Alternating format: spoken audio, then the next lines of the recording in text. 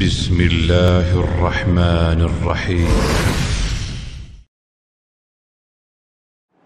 بسم الله الرحمن الرحيم. الحمد لله رب العالمين، والصلاة والسلام على أشرف الأنبياء والمرسلين وعلى آله وصحبه ومن تبعهم بإحسان إلى يوم الدين، أما بعد. محترم حضرات و خواتین، امام نووی رحمہ اللہ کی یہ حدیث کی کتاب ہم پڑھ رہے ہیں، اور اس میں سے آج ہمارے ساتھ یہ چوتھی حدیث ہے جس کو ہم گزشتہ 2 مجلسوں سے پڑھ رہے ہیں۔ آج ہماری یہ تیسری مجلس ہے امام نووی رحمہ اللہ کے حدیثوں کی کتاب کی۔ اس میں چوتھی حدیث ہم پڑھ رہے ہیں، اور یہ حدیث آپ نے گزشتہ درسوں میں سنا کہ انسان کی پیدائش کے مراحل کو اس حدیث میں بتایا گیا۔ حدیث کے راوی عبداللہ ابن مسعود رضی اللہ عنہ ہیں۔ انسان کیسے ماں کے پیٹ میں بنتا ہے، اس کی تخلیق ہوتی ہے، ساری تفصیل بتائی گئی۔ پھر جب وہ 120 دن کا ہو جاتا ہے تو کیسے فرشتہ اس کے پاس آتا ہے اور 4 باتیں لکھتا ہے، یہ ساری تفصیل ہم نے گزشتہ 2 درسوں میں ہم نے سنا۔ آج کی اس درس میں حدیث کا آخری ٹکڑا ہے اور اس حدیث کی آخری مجلس ہے۔ حدیث کے آخر میں جیسے شیخ عبدالرزاق العباد حفظہ اللہ اس حدیث کے آخر میں اس شرح میں کہتے ہیں ان الانسان، یعنی انسان کے لیے ضروری ہے کہ خوف اور امید دونوں کو لے کر وہ چلے۔ یہ جو اس کا عبادت کا جو سفر ہے دونوں کے ساتھ ساتھ ہو۔ اسی لیے حدیث میں بتایا گیا کہ ایک بیلنس ہو، ایک توازن ہو، اللہ تبارک و تعالیٰ سے ڈرنے میں اور اللہ تبارک و تعالیٰ کی جنت کی امید رکھنے میں، دونوں کو ساتھ ساتھ لے کر چلے گا۔ اس لیے کہ اگر خوف غالب آ جاتا ہے تو اس کی حیثیت وہ خوارج کی جیسے ہو جائے گا۔ اگر امن غالب آ جاتا ہے، یعنی بالکل اللہ تبارک و تعالیٰ کے پکڑ سے، اس کے عذاب سے بالکل مطمئن ہے، تو پھر وہ مرجیہ کی طرح ہو جائے گا۔ بولا کہ کوئی بات نہیں، کچھ بھی کر لو، اللہ تبارک و تعالیٰ بڑا معاف کرنے والا ہے، اللہ تبارک و تعالیٰ کی سزا کا اسے کوئی یہ نہیں رہے گا، بولے گا کوئی بات نہیں۔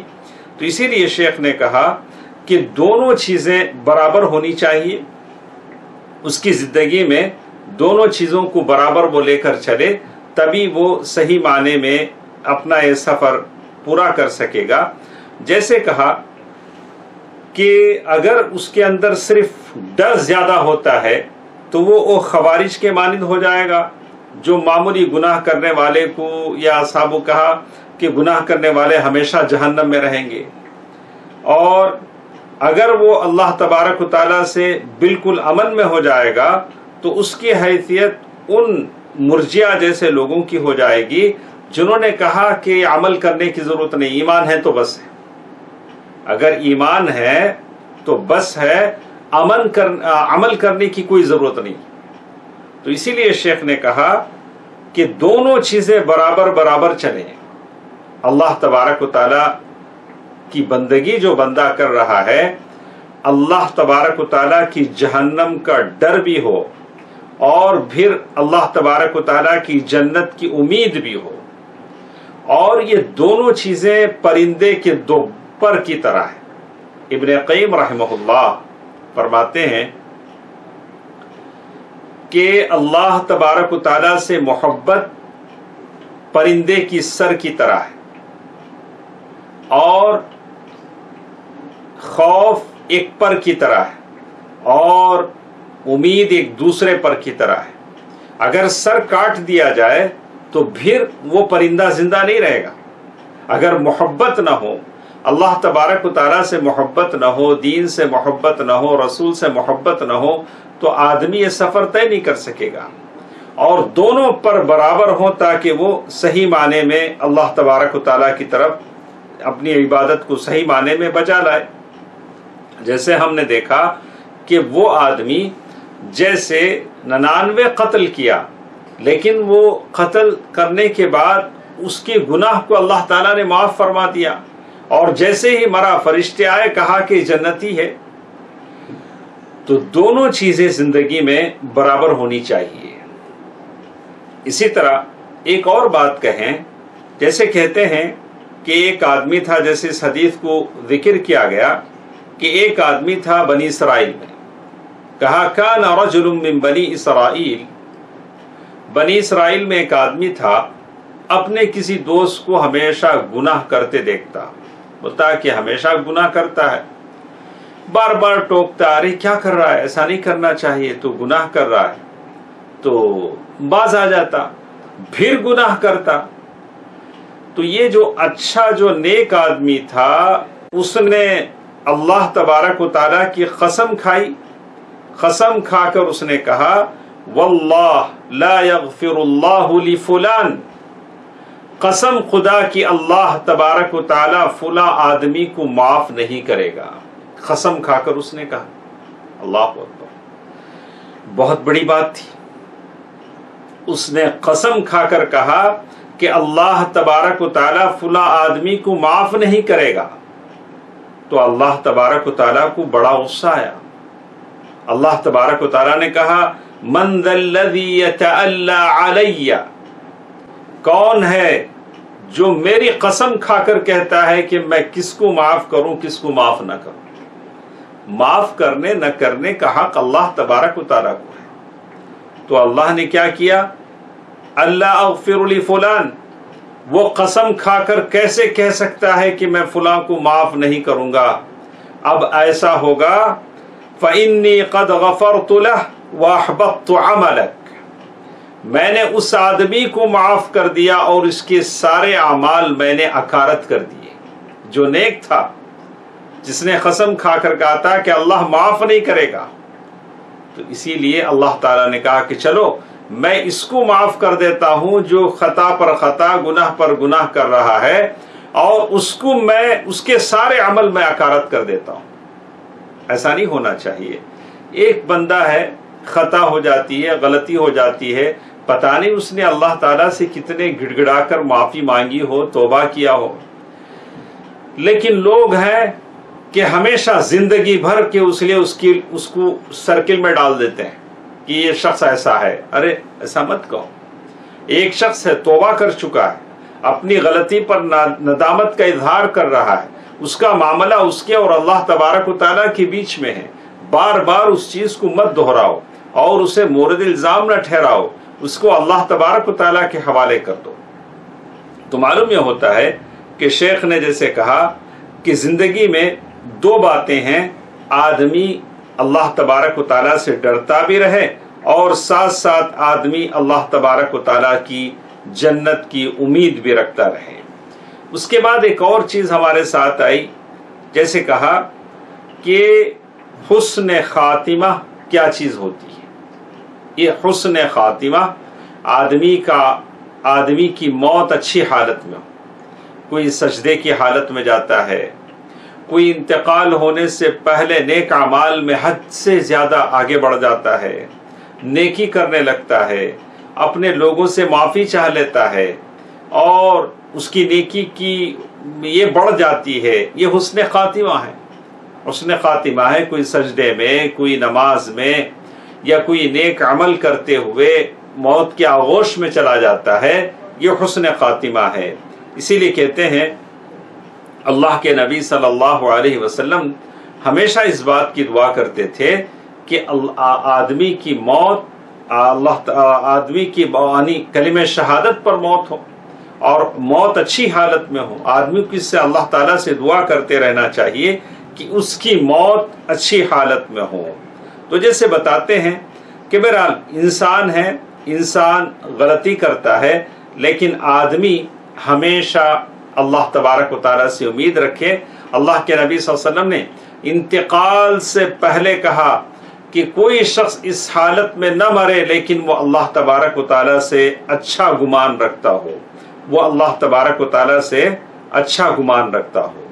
تو اس سلسلے میں کہتے ہیں کہ شیخ آگے چل کر اور اس حدیث کی شرح میں شیخ نے لکھا کہ جہاں تک حسن خاتمہ اور بری موت کی بات ہے، یہ اللہ تبارک و تعالیٰ کا فیصلہ ہے۔ جیسے ہم نے اس آدمی کا ذکر دیکھا جو جنگ کے میدان میں بڑے کرتب انہوں نے دکھائے، لیکن جب موت آئی تو اس زخم کو برداشت نہ کر کے تلوار کے اوپر اپنا سینہ رکھ کے وہ خودکشی کر لیے۔ تو کہا کہ خاتمہ کیسے ہو یہ اللہ تبارک و تعالیٰ اس کا فیصلہ کرتے ہیں۔ تو جیسے ہم نے دیکھا کہ ابو لہب یعنی ابو طالب ہیں، اللہ کے نبی صلی اللہ علیہ وسلم سے بہت محبت کرتے ہیں، لیکن وہ مسلمان نہیں ہوئے، اسلام نہیں لائے۔ تو اللہ کے نبی صلی اللہ علیہ وسلم نے کہا کہ جہنم میں ان کو آگ کی دو جوتے پہنائے جائیں گے اور اس کی تپش ایسی ہوگی کہ ان کا دماغ کھول رہا ہوگا۔ اس کے برخلاف بلال رضی اللہ تعالی عنہ کو ہم نے سنا کہ اللہ کے نبی صلی اللہ علیہ وسلم نے کہا کہ میں نے بلال کو جنت میں چلتے ہوئے دیکھا اور یہ ان کا عمل کا بدلہ ہے، ان کے عمل کا بدلہ ہے۔ تو اللہ تبارک و تعالیٰ ہے جس کو جو چاہے اجر دیتا ہے، اور اللہ تبارک و تعالیٰ اللہ لا یسأل عما یفعل وهم یسألون، اللہ تبارک و تعالیٰ جو کرتے ہیں کوئی نہیں پوچھتا، لیکن اللہ تبارک و تعالیٰ سارے بندوں کو پوچھیں گے۔ تو آدمی ہمیشہ اللہ تبارک و تعالیٰ سے دعا کرتے رہنا چاہیے کہ اس کی موت اچھی حالت میں آئے، کلمہ طیبہ لا الہ الا اللہ پر اس کی موت آئے۔ بہت سارے لوگوں کے تذکرے کیے گئے کہ مرتے وقت کچھ ایسے تھے، جیسے کہا کہ یہ کتنی قیمت کا ہے، وہ کتنی قیمت کا ہے، اور کچھ لوگوں نے کہا کہ ارے ہاتھی کا سیری میرا شراب کا بوتل لاؤ، اس سے بہتر کہ وہ کلمہ پڑھتا موت کے وقت۔ لیکن کسی نے شراب کی بوتل مانگی، کسی نے دنیا داری کی باتیں کی۔ جیسے ابن قیم رحمہ اللہ فرماتے ہیں شاہدت رجالا وعلی لسانہم، میں نے کتنے ایسے لوگوں کو دیکھا موت کی وقت ان کی زبان پر یہ تھا بکم ہذہ القطعہ، یعنی یہ کتنے دام میں بیچو گے، یعنی کلمہ پڑھنے کے بجائے ان کی زبان پر یہ تھا کہ یہ کتنا وہ کتنا، یعنی زندگی بھر ایسے ہی گزری۔ عاشوا حیاتہم فی الدنیا للتجارہ وجمع الاموال، ساری زندگی ان کی تجارت میں اور مال جمع کرنے میں گزر گئی، اور دنیا سے اتنا تعلق بنا لیا کہ اب وہ دنیا کو چھوڑنا ان کو اچھا نہیں لگا۔ تو اسی لیے آدمی اللہ تبارک و تعالیٰ سے ہمیشہ اچھی موت کی دعا کرے، جس کو کہتے ہیں حسن خاتمہ۔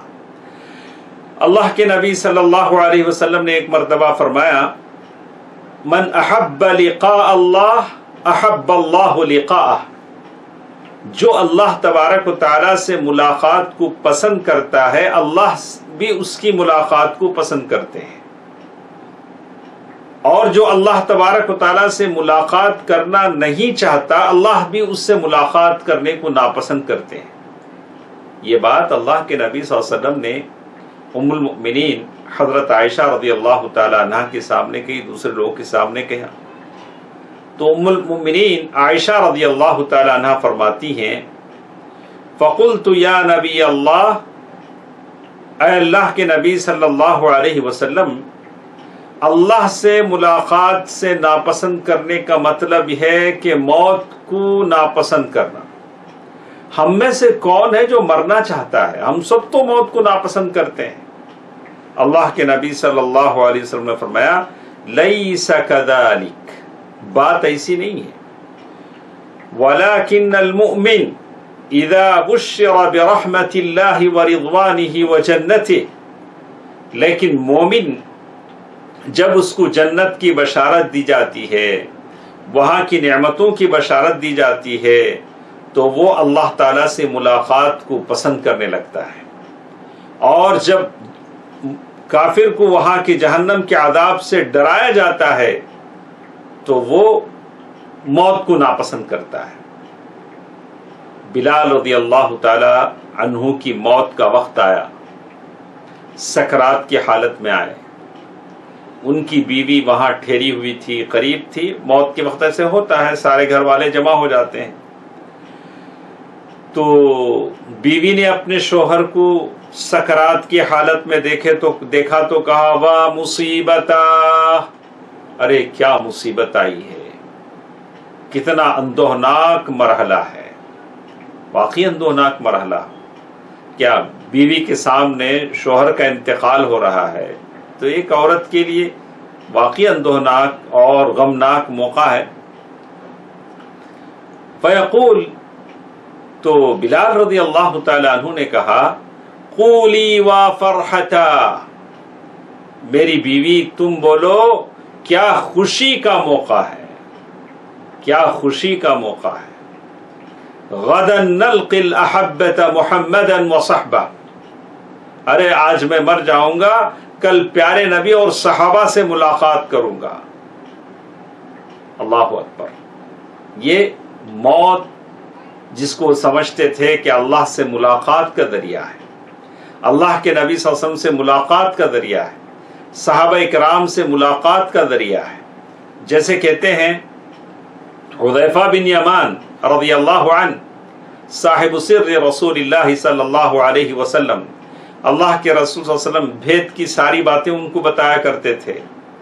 کہتے ہیں کہ جس وقت ان کی موت کا وقت آیا تو انہوں نے کہا مرحبا بالموت حبیب جاء بعد غیاب، کیا پیاری موت ہے جو بہت دنوں کے بعد غائب ہونے کے بعد آئی ہے۔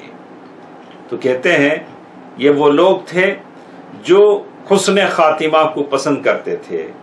تو آدمی اللہ تبارک و تعالیٰ سے دعا کرتا رہے۔ اللہ کے نبی صلی اللہ علیہ وسلم نے اسی لیے کہا من قال لا الہ الا اللہ ابتغاء وجہ اللہ، جو شخص لا الہ الا اللہ اللہ کی رضا کے لیے کہے گا، ختم لہ بہا دخل الجنہ، اور اسی لا الہ الا اللہ پر اس کا انتقال ہوا تو وہ جنت میں جائے گا، جنت میں اس کا داخلہ ہوگا۔ بہت سارے لوگ ایسے تھے، حضرت علی رضی اللہ عنہ جن کو شہید کیا گیا، تو آخری وقت میں کہا کہ انہوں نے تو کوئی لفظ کہنا چھوڑ دیا، بس لا الہ الا اللہ دہراتے رہے، لا الہ الا اللہ کا تکرار کرتے رہے۔ تو معلوم یہ ہوتا ہے کہ آدمی اللہ تبارک و تعالیٰ سے اس بات کی دعا کرے کہ اس کی موت لا الہ الا اللہ پر آئے، اور اسی کو کہتے ہیں حسن خاتمہ۔ اور ایک دوسری چیز اس حدیث سے میرے اور آپ کے سمجھ میں آتی ہے، وہ ہے اصلاح القلب، آدمی دل کی اصلاح کی کوشش کرے۔ دوستو عزیزو، ہم ظاہری اصلاح پر توجہ دیتے ہیں، ہمارا جسم، ساری چیزیں۔ اللہ کے نبی صلی اللہ علیہ وسلم فرمایا ان فی الجسد مضغہ اذا صلحت صلح الجسد کلہ، انسان کے جسم میں ایک چھوٹا سا ٹکڑا ہے، مضغہ کہتے ہیں اتنا ٹکڑا جس کو دانت تلے چبا سکے، اگر وہ اچھا ہے تو انسان کا سارا جسم اچھا ہے، اگر وہ بگڑ جاتا ہے تو سارا جسم انسان کا بگڑ جاتا ہے۔ ہم لوگ دل کی اصلاح پر توجہ نہیں دیتے ہیں، ہمارے دل میں بغض، عداوت، کینہ، کپٹ، دشمنیاں، غیبتیں، یہ ناگ ہیں جو آپ کے سینے میں، دل میں بیٹھے ہوئے ہیں، اور سارے دل کو انہوں نے مسموم بنا دیا ہے۔ ایسا دل، اس میں اللہ کی محبت کیسے آئے گی؟ اسی دل پر توجہ دیں۔ اور وہ دل اچھا کیسے ہوتا ہے؟ بالایمان، آپ کے دل میں ایمان ہو، میرے دل میں ایمان ہو، والاعتقاد الصحیح، بالکل صحیح سچا عقیدہ ہو، شرک کی گندگیاں آلائشیں نہ ہوں، صحیح عقیدہ ہو، وحسن الصلۃ باللہ، اللہ تبارک و تعالیٰ سے آپ کا تعلق مضبوط ہو، والثقة به والتوکل، اللہ پر بھروسہ ہو، اور دل کو جو کچھ بیماریاں آ جاتی ہیں، دل کے اندر بھی اسقام القلوب، علماء نے ذکر کیا ہے کہ فتش قلبک، آپ اپنے دل کو ٹٹولتے رہیں۔ دوسری بیماریوں کے لیے آدمی جاتا ہے، پیسے خرچ کرتا ہے، اور اس کے لیے آدمی طرح طرح کے خرچ کر کے اس کی تشخیص کراتا ہے، لیکن دل کی بھی بعض بیماریاں آتی ہیں، اس کی علاج کے لیے آدمی کوشش کرتے رہے۔ اب دل کی کیا بیماری آتی ہے؟ نفاق، یہ دل کی بیماری ہے۔ کسی سے کوئی آپ کی دشمنی ہے تو سامنے کہیں، بولے کہ بھائی آپ ایسے ہیں، میں منافق بننا نہیں چاہتا۔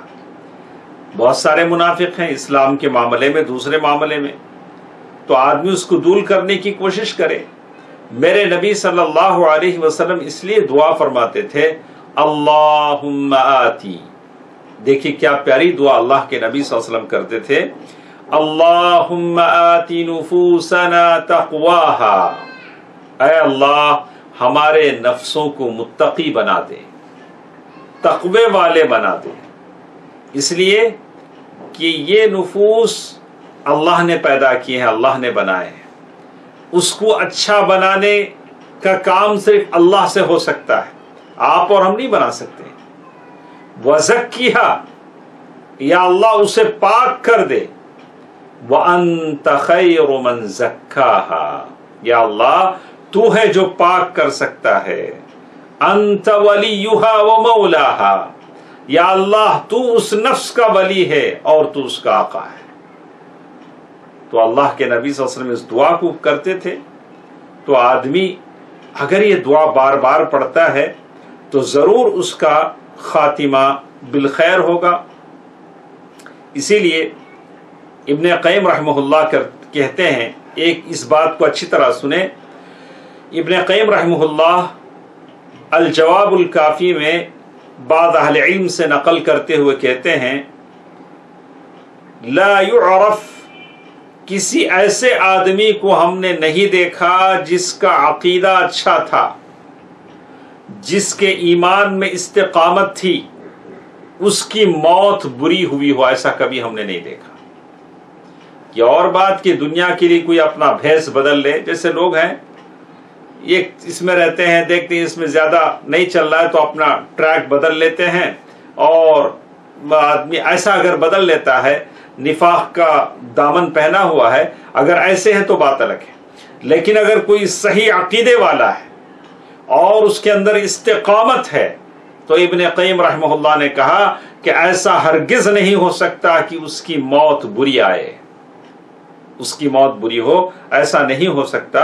جیسے اللہ تبارک و تعالیٰ نے کہا، یثبت اللہ الذین آمنوا بالقول الثابت فی الحیاۃ الدنیا وفی الآخرہ وَيُضِلُّ اللَّهُ الظَّالِمِينَ وَيَفْعَلُ اللَّهُ مَا يَشَاءُ، اللہ تبارک و تعالیٰ ثابت قدم رکھے گا ان لوگوں کو جو ایمان لائے، اور کہا بالقول الثابت، دنیا میں بھی اور آخرت میں بھی، دنیا میں بھی ان کو ثابت قدم رکھے گا، اور آخرت میں سے کہا کہ وہ قبر میں اللہ تعالیٰ ان کو ثبات قدمی دے گا۔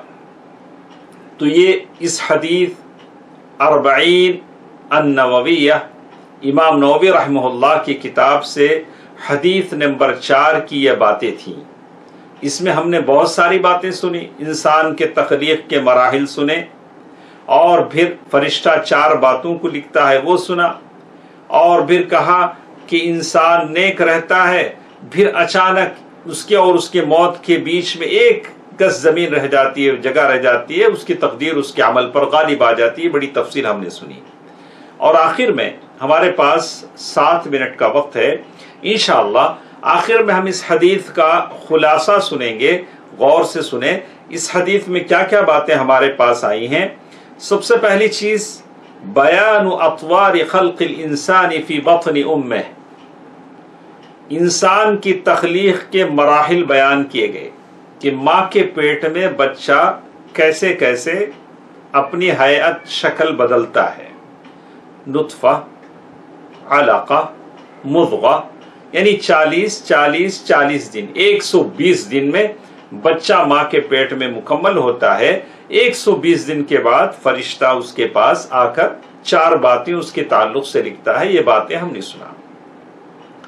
یہ باتیں عبداللہ ابن مسعود رضی اللہ عنہ راوی حدیث کہتے ہیں اللہ کے نبی صلی اللہ علیہ وسلم نے ہم سے بیان کیے. اور یہ باتیں اللہ کے نبی صلی اللہ علیہ وسلم کو کیسے معلوم؟ اللہ کے نبی صلی اللہ علیہ وسلم نے کس ڈاکٹر کے پاس طب سیکھی، ڈاکٹری سیکھی؟ اللہ نے بتایا وَمَا يَنطِقُ عَنِ الْهَوَىٰ إِنْ هُوَ إِلَّا وَحْيٌ يُوحَىٰ عَلَّمَهُ شَدِيدُ الْقُوَىٰ. ایک دوسری چیز اس حدیث میں معلوم ہوئی کہ بچے کے اندر روح پھونکی جائے گی 120 دن کے بعد. 120 دن جب ماں کے پیٹ میں بچے کو ہو جاتے ہیں تو انسان کی شکل اس کی ہو جاتی ہے. اسی لیے علماء نے کہا کہ 120 دن کے بعد بچے کا ابارشن کرنا یا بچے کو ختم کرنا جائز نہیں ہے. اگر کوئی ایسا کرتے ہیں تو ایک جان کو قتل کرنے کے برابر ہے. 120 دن کے بعد اگر 120 دن کے بعد کسی وجہ سے بچے کا انتقال ہو جاتا ہے تو اس کا جنازہ پڑھا جائے گا، اسے نہلایا جائے گا، اس کی تدفین ہوگی، اس کا عقیقہ کیا جائے گا، اس کا نام رکھا جائے گا 120 دن کے بعد. یہ ساری چیزیں. اس کے بعد ایک اور چیز ہمارے سامنے آئی کہ اللہ تبارک و تعالیٰ نے ماں کے رحم پر، بچے دانی پر فرشتوں کو مقرر کر دیا ہے. اللہ اکبر. بارش کے ہر قطرے پر فرشتہ، ماں کے رحم پر فرشتہ جو بچے کی نگہداشت کرتا ہے. یہ فرشتوں کا تعلق اللہ کے بندوں سے ہے، پیدائش سے لے کر موت تک. موت کے بعد قبر میں، قبر کے بعد برحشر میں، یہ سارے فرشتے ہیں جن کی اسی لیے فرشتوں پر آپ اور ہم ایمان لائیں کہ بے شمار فرشتے ہیں. کچھ فرشتے خاص کاموں پر معمور ہیں، جبریل اور دوسرے فرشتے ہیں. کچھ فرشتے اللہ کے عرش کو اٹھائے ہوئے ہیں. کچھ فرشتے مومنوں کے لیے دعائیں کر رہے ہیں. کچھ فرشتے ہیں اللہ تبارک و تعالیٰ کے حکم سے لوگوں کی جانیں نکالتے ہیں. لَهُ مُعَقِّبَاتٌ مِّن بَيْنِ يَدَيْهِ وَمِنْ خَلْفِهِ يَحْفَظُونَهُ مِنْ أَمْرِ اللَّهِ. تو یہ فرشتے ہیں جن پر ایمان لانا ضروری ہے. اسی طرح اس حدیث میں ایک اور بات ہمیں معلوم ہوئی، الایمان بالغیب. انسین آدمی غیب پر ایمان لائے.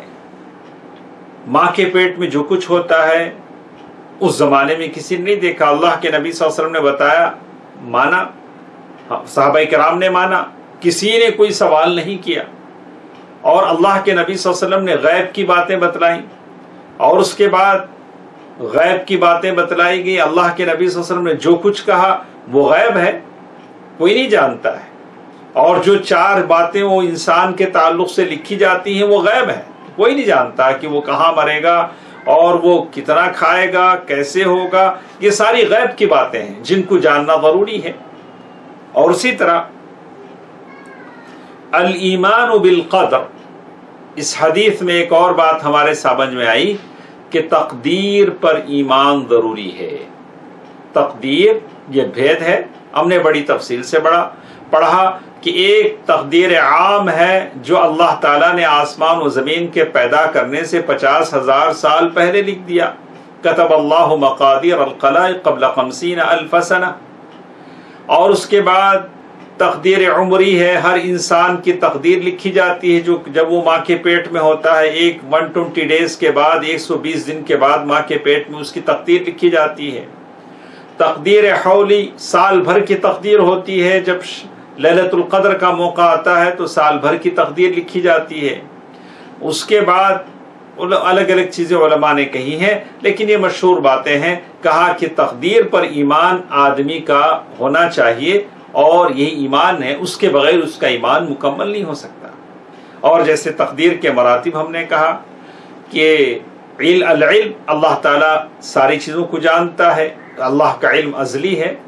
اور بےکراں ہیں، اور پھر یعنی محیط ہے، وسیع ہے، اور پھر اللہ تبارک و تعالیٰ نے اس علم کو لکھ کر رکھ دیا ہے، اور اللہ تبارک و تعالیٰ کی مرضی اور کا نفاذ ہوتا ہے، اس کی مشیت کا، اور پھر اللہ تبارک و تعالیٰ جو چاہتے ہیں وہی ہوتا ہے۔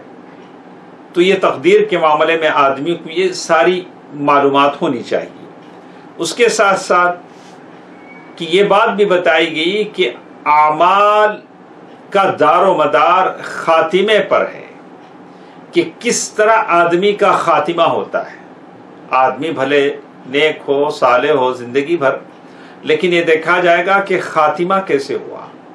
تو خاتمے کے لیے اللہ تعالیٰ سے دعا کرنی چاہیے، حسن خاتمہ، یا اللہ مجھے اچھی موت عطا فرما، اچھی موت عطا فرما، کہ مرتے وقت زباں پر کلمہ لا الہ الا اللہ ہو۔ آپ اس کی بار بار دعا کریں۔ بہت سارے لوگ ہیں اس دعا میں، اس طرح کی دعا کرنے میں غفلت برتتے ہیں۔ دعا کرنی چاہیے۔ کتنے لوگ آتے ہیں کہتے ہیں کہ صاحب ہمارے رشتہ دار آخر میں بیمار ہوئے اور آئی سی یو میں ان کو رکھ دیا گیا، اب ڈاکٹروں نے جانے نہیں دیا، وہیں ان کا انتقال ہو گیا۔ کیا انہوں نے کلمہ پڑھ لیا؟ یا کسی نے کیا اتنی توفیق، کیا اتنا موقع مل سکا کہ ان کو جا کر کلمہ پڑھا سکے؟ کتنے لوگوں کی موت تو وہی آئی سی یو میں ہو گئی۔ تو اللہ سے آپ دعا کریں کہ کہیں کوئی کلمہ پڑھانے والا مل جائے، یا میری زبان سے میرے لیے خود کلمہ نکل جائے، شہادہ آدمی کلمہ پڑھ لے اللہ موت کے وقت۔ تو اسی طرح ایک اور چیز جو ہمارے سامنے اس حدیث سے معلوم ہوتی ہے، الجمع بین الخوف والرجاء، آدمی اللہ تبارک و تعالیٰ سے ڈرتے بھی رہے اور اللہ تبارک و تعالیٰ کی جنت کی امید بھی رکھے۔ اگر اتنا زیادہ ڈرنے لگے تو آدمی خوارج کی طرح ہو جائے گا، یعنی جیسے خوارجوں نے ہی کیا۔ اگر اللہ تعالیٰ سے بالکل بے خوف ہو جائے، بلا کہ کچھ نہیں، کچھ جو چاہے کر لو، اللہ بڑا معاف کرنے والا ہے، تو مرجیہ کی طرح ہو جائیں گے۔ انہوں نے کہا کہ کوئی عمل کرنے کی ضرورت نہیں، نماز روزہ زکوٰۃ اس کی کوئی ضرورت نہیں، بس ایمان ہے، بس خلاص جنت ہماری ہے۔ تو ایسا بھی نہیں ہونا چاہیے، دونوں چیزیں برابر ہونا چاہیے۔ اللہ تعالیٰ کی پکڑ سے بے خوف بھی نہیں ہونا چاہیے، آپ کے اندر میرے اندر خوف بھی ہو اور اللہ تبارک و تعالیٰ کے جنت کی امید بھی ہو۔ ایک اور چیز آخر میں کہا، ان من کتب شقیا لا يعلم حاله فی الدنیا وکذا عکسہ، اگر کسی کی تقدیر میں اللہ نے بدبخت لکھ دیا ہے تو دنیا میں جانا نہیں جائے گا کہ وہ بدبخت ہے۔ اگر اللہ نے کسی کی تقدیر میں نیک بخت سعادت مند لکھ دیا ہے تو وہ بھی معلوم نہیں ہوگا کہ وہ سعادت مند ہے، بلکہ انسان کو یہ کہا گیا وَقُلِ اعْمَلُوا، آدمی سے کہا گیا کہ تم عمل کرتے جاؤ، اپنی تقدیر میں کیا ہے اس کی چکر میں مت پڑو، تمہارا کام ہے عمل کرنا، نیکی کرتے جاؤ۔ اللہ کہا کہ عمل کرتے جاؤ، اور اللہ تبارک و تعالی جو چاہتے ہیں ہوتا ہے، عمومی حکم ہے کہ ہم عمل کرتے جائیں۔ تو یہ چند بنیادی باتیں تھیں جو اس حدیث کی روشنی میں ہماری سمجھ میں آتی ہیں، اور یہ آخری بات جو ہمارے ساتھ تھی، اور انشاءاللہ کل کے درس میں ہم حدیث نمبر 5 کل کے درس میں ہم لیں گے، جو ام المؤمنین عائشہ رضی اللہ تعالی عنہا کی وہ حدیث ہے۔ اللہ کے نبی صلی اللہ علیہ وسلم نے فرمایا، من احدث فی امرنا هذا ما ليس منه فهو رد۔ یہ ام المؤمنین عائشہ رضی اللہ تعالی عنہا کی حدیث ہے، صحیح بخاری کی روایت ہے۔ انشاءاللہ کل کے درس میں حدیث ہمارے ساتھ ہوگی۔ اللہ تبارک و تعالی جو کچھ ہم سنتے ہیں اس پر مجھے اور آپ کو عمل کرنے کی توفیق دے۔ اللہ تبارک و تعالی کلمہ طیبہ لا الہ الا اللہ پر ہماری موت دے۔ اللہ تبارک و تعالی جو ہمارے مرحومین ہیں ان کی مغفرت فرمائے، جو بیمار ہیں انہیں شفا یابی عطا فرمائے، شفا عاجلہ عطا فرمائے، شفا کلیہ عطا فرمائے۔ یا اللہ تمام لوگوں کو عافیت دے، آمین۔ والسلام علیکم ورحمۃ اللہ وبرکاتہ۔